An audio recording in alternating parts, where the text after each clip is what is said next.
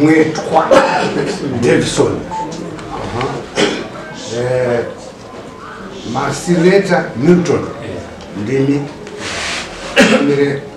Nyaya pamberi penyu. Nyaya ndekuti tezvara vanoda pfuma yawo mombe nhatu mbudzi nhatu yatengo dzako chikupa nemaredari. Akutaura izvozvo ndi Mwetwa Davison achitaura kuna Marsileta Milton. Ini mukadzi waro ndeupi wacho? Ndio wari kuzembera kuna baba usingazemberi kuna munhu.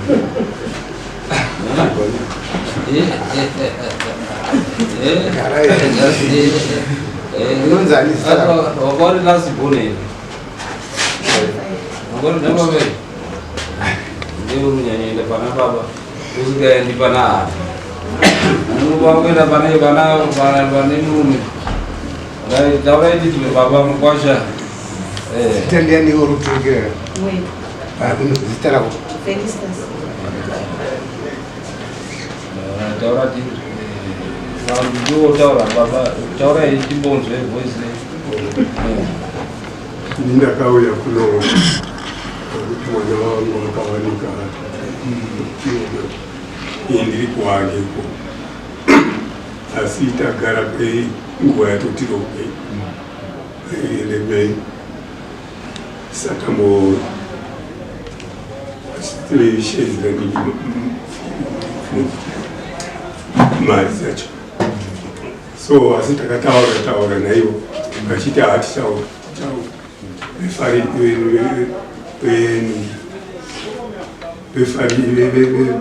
vazwari vacho kana vasingaoni ndikataiwa kwatoreba ikokwaisa leta ndiinde ikoko ndikauya ndakauya musi 31st May ndikazama kuvasheza tivauye tizogara pasi vanhu vari kuramba kuti vauye tizondibata ndikapedza futi vamwe kuti vauye hapana ndikazoshedza futi vakazouya vamwe vechifirei vamwe ndivakati kana vasingadi ngavatore mwana chete ndikati azviiti azviiti beta ndiri ndakati pamwe mutemo wakuno pamwe unonesa sometimes beta ndiite ndiende kwamangu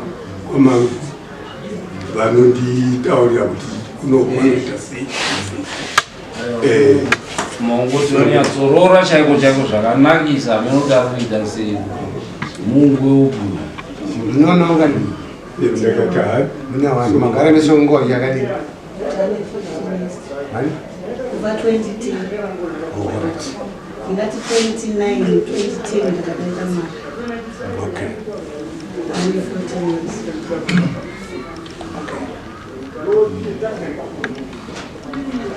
Mkwasha murachi ama uchitaura kuti mkwasha anyatsopindura Mombe nhatu nembudzi nhatu. mombe nhatu mbudzi nembudzi angabhizaini dzemasungiro dzinoita nhatu kuchunga nembudzi nhatu dzemasungiro ndakati mambo achanodi auya kuti kuchishona vanoita sei fambe nenenge yacho irutauro akakuyakuwa kuita kubva pesa pakitaka ndaindisikashanda asi ndane kure ndichishanda saka kwakutaura kuti wakazoya kuno ndapromisa kuti ndirairi kuti ndikuchingidzwa kamari muna kutoka kuti ndokupai zvinonga ndaunganidza saka ndashamisika ndakaita kuti chionawo chipeparapa kune daro ichiti toda kudesa utobva wakangori kuti unowa pachii ndaingati ndokobva wakamari kenokanda kushengeta mari 200 gore rese kushanda apa pesa vainga kuenda mwana ari kuchikoro kamari kendi kuti kendi kuhora yakashoma saka ndaiti ngatati vakauya ndopita katepedza rudo wakataura ndikati hei hatisi kuramba ba muna October ndoti nobvisa wakamara endichiona wadare ka mambo chokwadi semunhu azvipira hake ini ndichabvisa muna October chachidzidzo kuna mambo kuti vagozobvisa nguva yacho isingapfumi asi munhu abva kwero wange pane 14 years wakwegura murauto waferi wasingambodyawo zviro zvemwana wavo muzvara ndaona hangu kuti October ndiye wakatotarisa saka nguva wachiuya wanga waunganidza ese kuti wachizoiri nayo muna October uchitongochibvisa kuti October tonjiri watadzoka wakatokera zviri wanga vasina chii wakatokera sina chii baba achangamire ndichangamire ndikuona kuti makore awanda kwasha asina kumboendawo kunyombo isawo kwate zvaro nekwabva baba kufambira mukwashi hange kubva kure kwese kwakadaro kuuya kuno wakambouya futi vachimuteera futi wakadzokera wasina chinhu kusvikira wauya zvawaterega endokotere kuna mama nhasi unoongonzi wodzokerazve futi wonzi futi muna October apo ari kutaura $200 dai ngamboti nhasi unondombowapawo mari yaanayo muna October ndozobhadharawo chimwe chikamu zvinenge zviri nani chakamira pane kuti atambirike chichemo chake chekuti October asina chawawapawo chakamira ipapa dayari waifanira kunyara wakura wese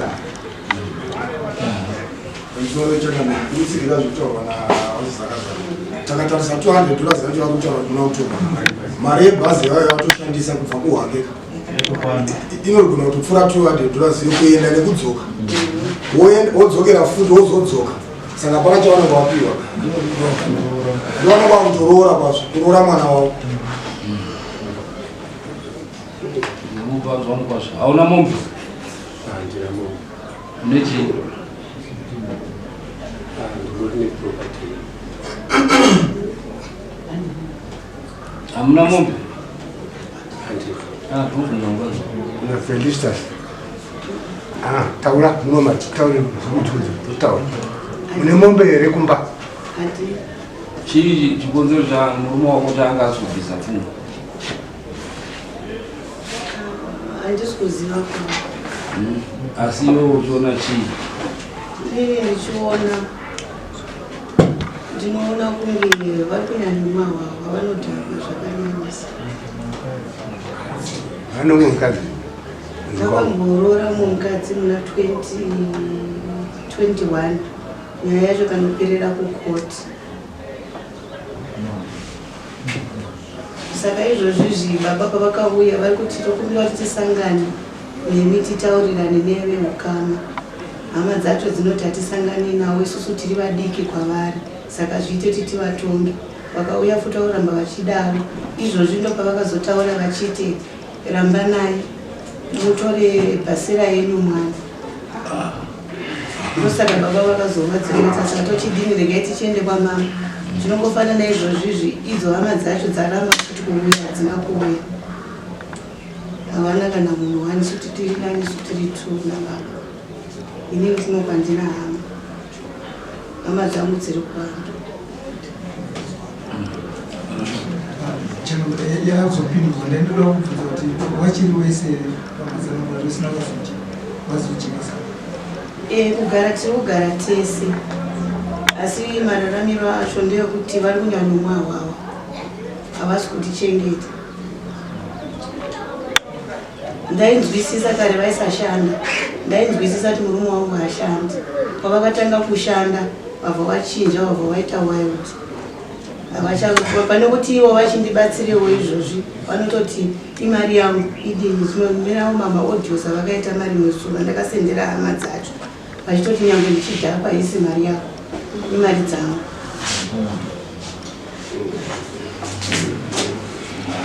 saka vane pekutangira here izvezvi pekuti mufano pababa mambo varunzi vachiti kuna baba wabva uko kopa something chekuti vamboisiwo muhumo kudzokera nacho. Handizivi nekuti mari yavo handiibati, handiizivi. Yange mari yeloja yekugamba baba yekumagamba vakatusabate mari yangu yemaloja, ndo vanotora mari yemaloja. Saka inini hapana chandinopa. Aneno ivo vakatusatombochaje zvekumagamba nekuti vari kugara pamba pavo. Pani pavo. Pavo. Penyu. Unowana mari kubva kumba yekumagamba $30. Mari? $30. $30. Ipopo pawataura ipopo pati bate hama dzangu kuramba kuya kumba hanzi hatingaendi kuvo pane mumba pakaroorwa painga akaroorwa kuzainga akaroorwa kwabva murume wacho afa kwabva ndaenda akaroora mukadzi wangu kwabva wafa takubva tawirana. Saka kuenda kumba uko anoramba, kuenda kumba kumagamba anoramba, kutoenda kokuchaira haadi, kana kusvika kumba kwacho mukasvika zvemakaita kunoita fanika vanhu vakafa mutatu hamuitiba, asi anoramba kudii kuenda kumba kwacho ikoko. Apa pari pemari apa, mari yendokutambira mari shoma. Ndine mwana ari paJohntown, arikuda mari yeschool fees yemari every term. Saka apa kuti mari yangu yeschool fees ikwani, ndokuva kuti tichitoita 2 months kuti ikwani. Zvari kutaura kuti handisipi mari yechi-Ndokureketa 2 months kuti ikwani? Yefees? Vanobhadhara mari yefees? Apa pana zvine zvakubhadhara 150. But you kuti unotambira $30.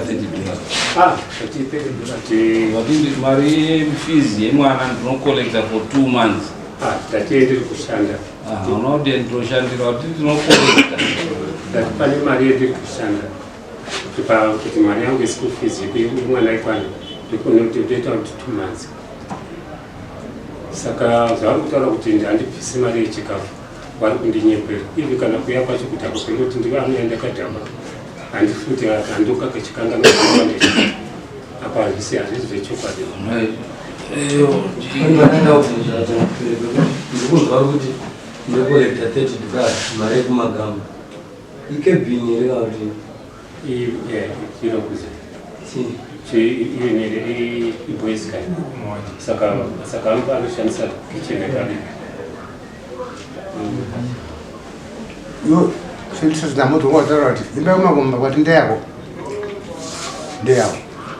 Ndiyedu tese. Ngenyu nese. Yakatengwa tichigara tese. Ndikatoisawo mari yangu ipapo. Hapana mari yaKristu. Asi makaitenga muri mese? Mamaugara mese. Kazanoramba kuenda kogara ikoko. Last time kuti paakazuya ikoko panoramba angasigara kupi iko kumba kwa ane imba yake.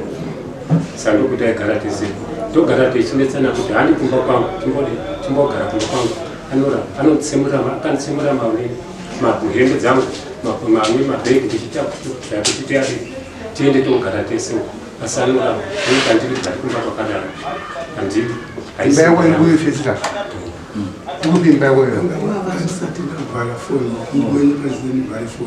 ingachema madoka kuti hautopedza mizhinji ndonyaya iripo kana hama dzangu kuti aramdzirambe kuine kuuya kumba kwake asi because vanogara chete zvichingovanzira. Last time even pakurara chaipo kwanisa kupedza 4 months 3 months tisikadini pasina kuenda. Saka zvinhu zvinotinetsa ndikaenda kumba kwangu kuenda kokirina vanoti hanzi waenda newakadzi. Ndikaenda kobhura kokirira chiti ndechiyai night vanoti hanzi waenda newakadzi. Zvinhu zvinotiramba apa ari paripo kana kuenda kokirira kumba. Hembe dzako dziri kune rimwe rumu?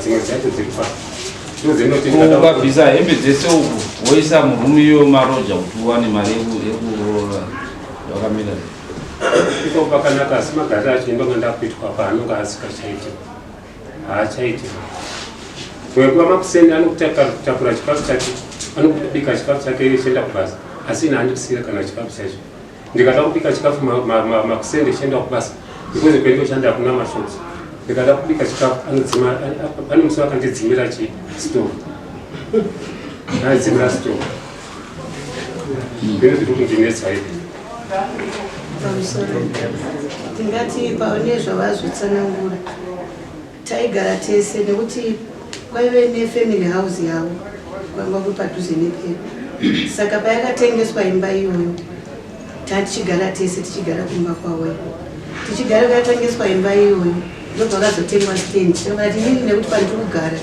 imba yangu saka ngatitengei mari yamapiwa pashe yenu ngaitengwe stand ndokutenga stand kwatengwa stand iwo yabva yatengeswa imba iya yakatengeswa muna 2012 yatengeswa muna 2012 vanga vasina pekugara nekuti imba yanga yakuchigara tiri kugara tese mumba imomo kusvikira nanhasi tichitanga kuvaka imba iyoyo tichigara ikoko ndosaka kuti haindi mari yangu iripo asi mari yakatenga stand imari share yawo yavakapiwa ndo yakatenga chistand asi zvimwe pakapindawo simendi yangu sokawe yese matombo ese lodi yacho ndini nematombo ese nekumafekimukadzi ailoja pamba asi madhiraga anouraya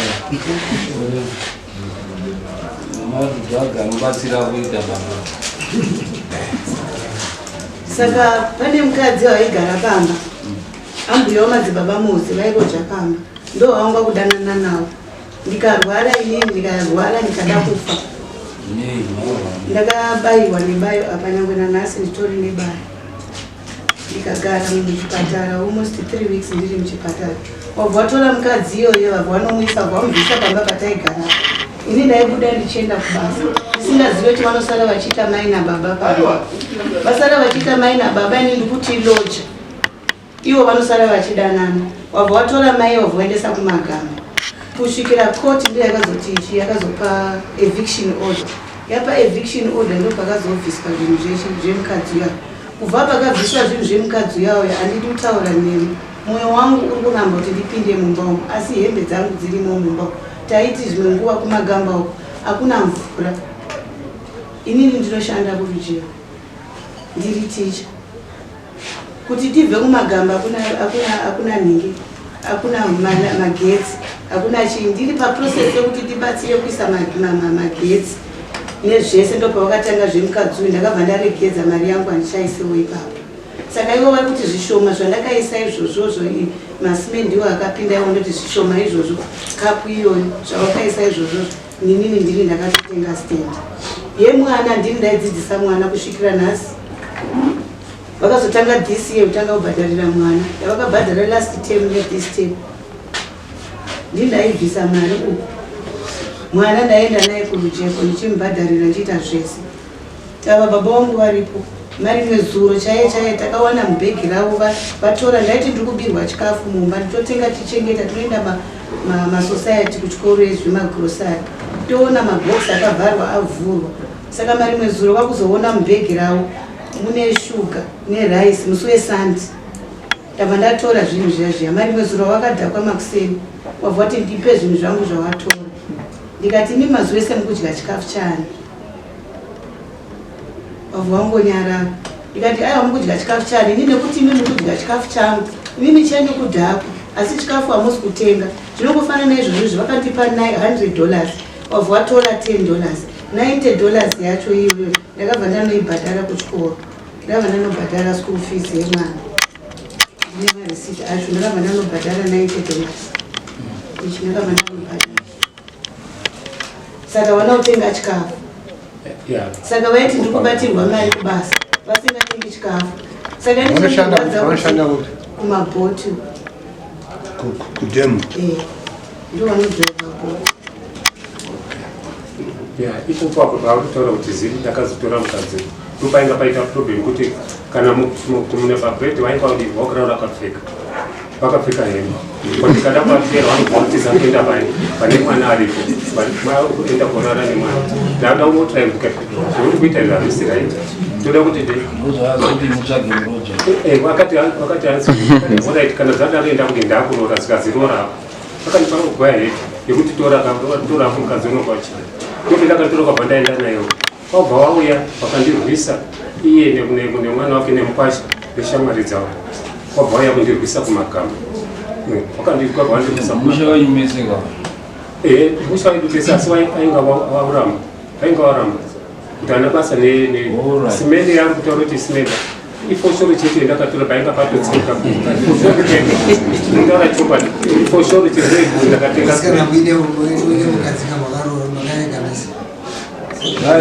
ngatichiitei kuti mari yepfuma takurasika padonzo redu rano tezvaraura pfuma yavo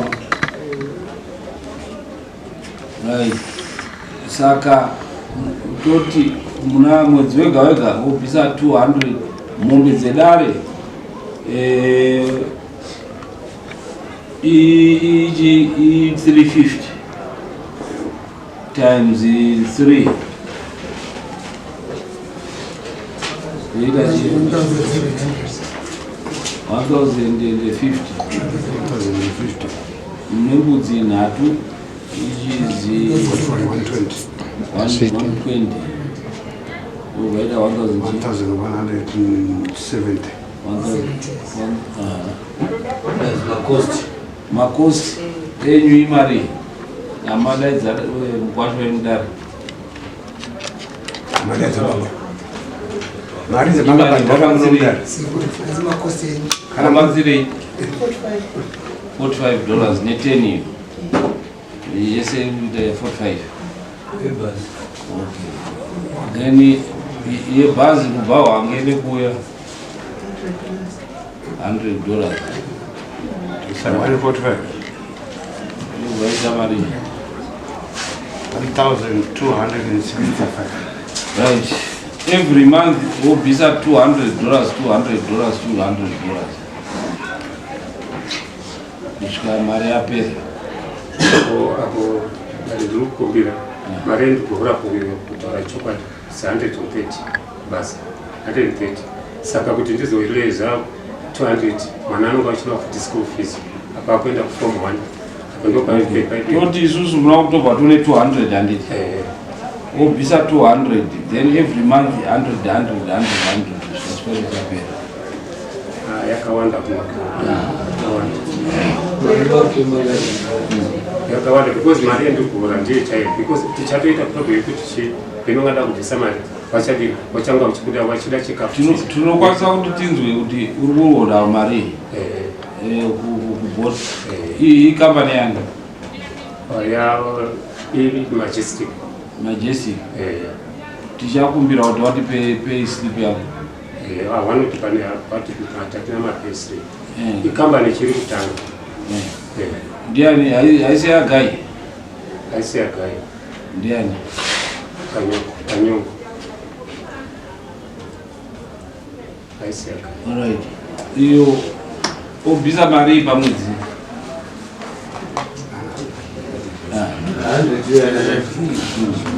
mambo 100 yanga yakanaka ngekutoti imwe mari chikafu nezvimwe vanowedzera vanotora yavanotora kurendi yemotika yemba $30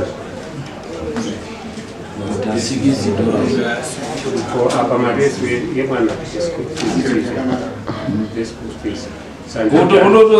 wakutondoita mari icho nekuti wanga wasi kubhadhara saka uri murume wautitondoita mari icho mari chacho kwendirikona mari yacho ndokwendirikona mari yacho mari chacho ondoburisa mbatya uko then woisa kumba kumwechoko so that mari yacho mochiona kuti mari yebhajeti yenyu munoipurisa sei nekuti mukadzi wako ari kusenza mukasenza pamwe chete imari inobhadharika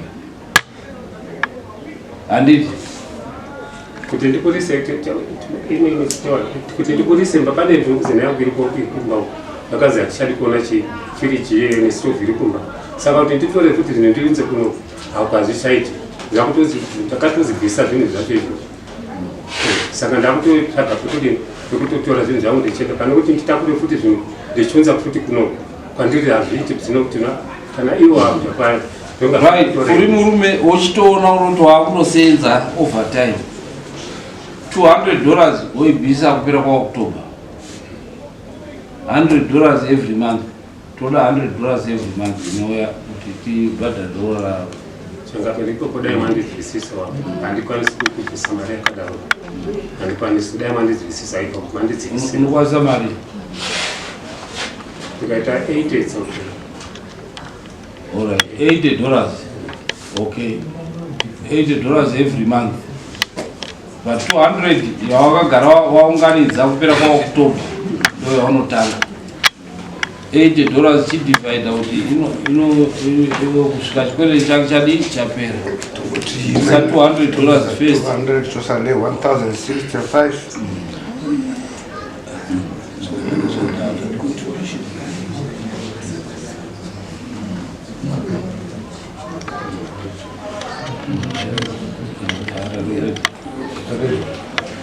The divider. Anotora mwezi yakadini. That's 1060. Chimwe vanogara every time kwakunda tauyira nyimbo vanogara vachikangana kuti mari every time kuona kuti mereji yacho yakaita sei havati kuti pane ningi tazwara every time saka ndakati inokuita ndione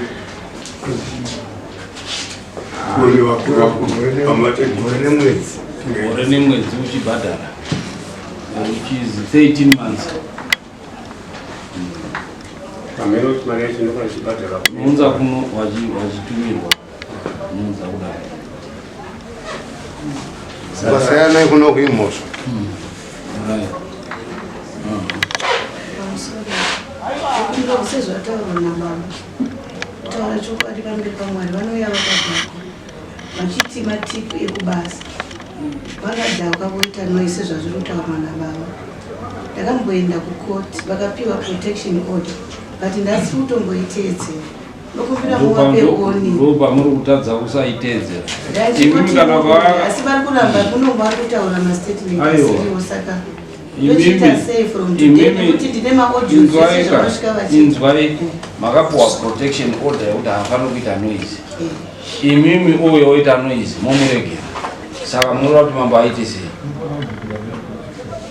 Manditi akanga auya aine noise movha maenda kumapurisa. Mapurisa akamukiya uyu mangwani haazviti. Nekuti imi muri kumuregera kana dei ndikataura mambo imi muchimuregerera anongoti hapana zviri kufamba. Ichindoripota yekuti adi asunga. Ngazvizive kuti akaita noise urunzwa here. Tataura kunao akaita noise chete endai mapurisa asunga oregera kuenda kubasa. Apo zvemataura